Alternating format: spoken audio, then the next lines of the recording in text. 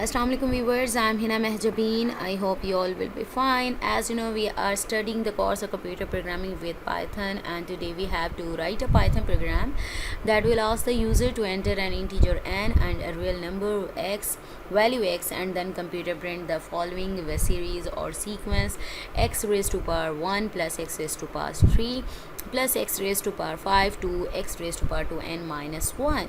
सो इसके लिए मैं यूज़ कर रही हूँ एनाकोडा नेविगेटर में जुपिटर नोटबुक जो है उसको यूज़ कर रही हूँ। उसको लॉन्च करना है आपने, तो इस टाइप का इंटरफेस मैं ऐसे क्लोज़ कर देती हूँ। इंटरफेस ओपन होगा तो आपकी मर्ज़ी, आप कोई भी आईडी यूज़ कर सकते हैं। मेरे पास जो था मैं उसी को ही यूटिलाइज़ कर रही हूँ।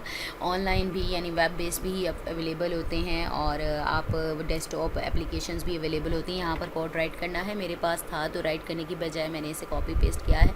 अब यहाँ पर देखें, कोड मैं वैसे आप लोगों को दिखा भी देती हूँ यहाँ पर, ठीक है। तो मैंने आप लोगों को बताया था जब सीरीज़ और सीक्वेंस की बात हो रही हो तो आप एक तो जनरल फार्मूला या डायरेक्ट फार्मूला यूज़ कर सकते हैं, जिसमें आपको प्रीवियस जो टर्म्स हैं उनका जो है टर्म की ज़रूरत नहीं होती, नॉलेज की ज़रूरत नहीं होती। एक होता है रिकरेंस रिलेशन यूज़ करते हैं, जिसमें आप एक रूल की बेस पर यानी इनिशियल वैल्यू आपको गिवन होती है और उसी की बेस पर आप क्या करते हैं, यूज़ करते हुए यूटिलाइज़ करते हुए आप एक रूल की बेस पर क्या है अपनी नेक्स्ट टर्म्स जो हैं वो फाइंड करते हैं। यहाँ पर हमें कहा गया था एक इंटीजर आपने यूज़र से एंटर करवाना है एंड अ रियल वैल्यू करवानी है। और रियल वैल्यू x यहाँ पर क्या है, x सपोज़ करें कोई भी नंबर हो सकता है, सपोज़ करो 2 हो सकता है, 3 हो सकता है, 4 हो सकता है, उसकी पावर की बात हो रही है। यानी 2 रेज टू पावर 1 क्या हो जाएगा, 2 हो जाएगा। 2 रेज टू पावर 3 क्या होगा, 2 2 ज़ा 4, 4 2 ज़ा 8 हो जाएगा। 2 रेज टू पावर 5 ऐसे आंसर आते जाएंगे, ठीक है। तो यहाँ पर आपने एक n लेना है। यूज़र से इनपुट करवाने के लिए आप इनपुट का फंक्शन यूज़ करते हैं। ये वाली जो लाइन है, ये कोड हमारे पास क्या आता है, इनपुट का फंक्शन है जो कि यूज़र से इनपुट लेने के लिए यूज़ होता है। अगर आप इसको जस्ट इनपुट का फंक्शन ही यूज़ करते हैं, एक्सप्लिसिट टाइप कास्टिंग जो इंट राइट किया हुआ है यूज़ नहीं करते, तो जो यूज़र इनपुट करेगा यानी पाइथन को देगा तो वो क्या कंसीडर होगी, स्ट्रिंग कंसीडर होगी, ठीक है। यानी कुछ भी ले लेगा वो। लेकिन आप जब इंट करते हो, क्योंकि हमें कहा गया है कि यूज़र से इंटीजर्स लेने हैं, ठीक है, इंटीजर्स लेने हैं, इसलिए इंट डेटा टाइप जो है वो फंक्शन, इंट का जो फंक्शन है वो हमने यूज़ किया। यहाँ पर रियल वैल्यू है, रियल वैल्यू भी इंटीजर होनी चाहिए। तो यहाँ पर enter the integer as the number of terms, यानी कितनी टर्म्स लेना चाहते हो, और enter a real value x, यानी जो वैल्यू जिसकी पावर लेनी है आपने। यहाँ पर वैल्यू सपोज करो, वैल्यू जो मैंने ली है फर्स्ट वैल्यू जो क्या होगी, x ही कंसीडर करूँगी, यानी मेरे पास वही वैल्यू x होगी, ठीक है।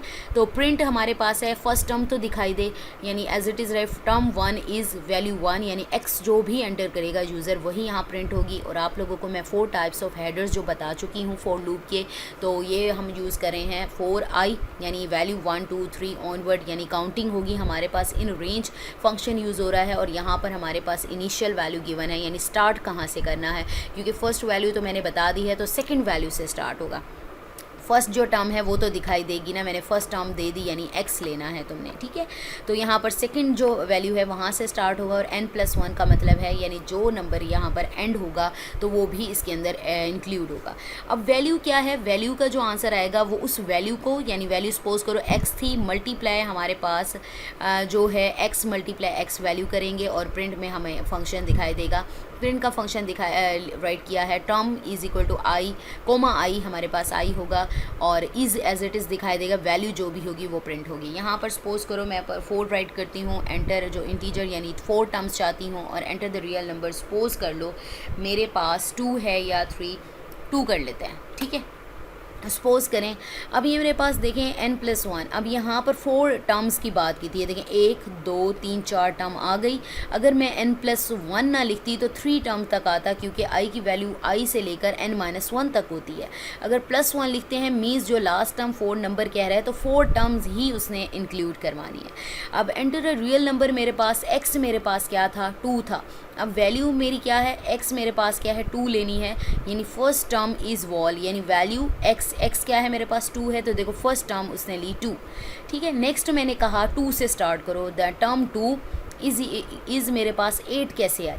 मेरा फॉर्मूला ये है, रिकरेंस रिलेशन के अकॉर्डिंग एक रूल मैंने बनाया है। जो वैल्यू है, वैल्यू मेरे पास क्या है 2 मल्टीप्लाई x मेरे पास क्या है 2 2 2 ज़ा 4, फिर x से मल्टीप्लाई करो, 2 2 ज़ा 4 4 2 ज़ा 8 आ जाएगा।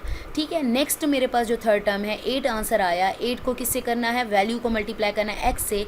8 2 है मेरे पास x, 8 2 ज़ा 16, अगेन x से करना है, दैट इज़ 2, 16 2 ज़ा 32। 32 को अगेन x से करें यानी 2 है हमारे पास, 32 2 ज़ार आपके पास 64, 64 2 ज़ार 28 आपके पास आ जाएगा। अगर मैं यही चीज़ मैंने क्योंकि 2 राइट किया है, 2 रेज़ टू पावर 2 1 क्या होता है, 2 होता है। मेरे पास देखो 2 आंसर आ गया। ठीक है, ये फर्स्ट टर्म मेरे पास 2 आ गई। इसी तरह से 2 रेज़ टू पावर 3 अगर आप फाइंड करते हो तो 2 2 ज़ार 2 रेज़ टू पावर 3 मैं आपको यहाँ पर 2 रेज़ टू पावर 3 फाइंड करते हो तो आपके पास देखो 8 आता है। देखिए हमारी पास सेकंड टर्म क्या आ गई, सेकंड टर्म जो आ गई मेरे पास 8 आ गई। इसी तरह से आप 2 रेज़ टू पावर क्या राइट किया हुआ है, 5 है, तो 2 रेज़ टू पावर 5 करें। 2 रेज़ टू पावर 5 है तो 5 मेरे पास क्या आता है, ये देखो 32 आता है। तो थर्ड टर्म देखो 32 आ गया। अब फोर्थ टर्म मेरे पास क्या है, फोर्थ टर्म सपोज करो 1 3 5 2 2 ऐड हो रहा है तो सेवन्थ टर्म होगी मेरे पास। यहाँ पर देखो 2 रेज़ टू पावर, देखें 2 2 ऐड हो रहे हैं ना, 1 + 2 2 +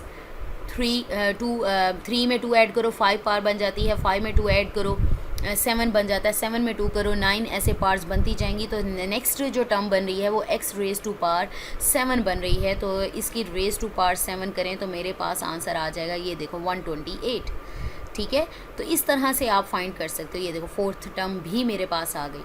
अगर मैं चाहूँ, लेकिन मुझे कहा गया है कि इसका आंसर लेना है, यहाँ पर 4 टर्म्स लेनी है क्योंकि देखो ये देखो मेरे पास 1 2 3, आप लिखना चाहो थर्ड टर्म तक आंसर लेना है या 4 टर्म तक लेना है। और यहाँ पर मैं 3 4 या 2 3 कर देती हूँ। तो यहाँ पर देखें 3 फर्स्ट टर्म इज़ 3 को मल्टीप्लाई करो x से 3 3 ज़ार 9, 9 3 ज़ार 27, 27 को अगेन 3 से करो यानी x से करो, क्या आ जाएगा हमारे पास, ये देख लो 27 मल्टीप्लाई 3, आंसर क्या आ गया, ये आ गया। फिर अगेन x से करना है, दैट इज़ 3, उसको मल्टीप्लाई 3 करो तो मेरे पास देखो आंसर क्या आ जाता है 243। ऐसे ऐड मल्टीप्लाई होते जाएंगे।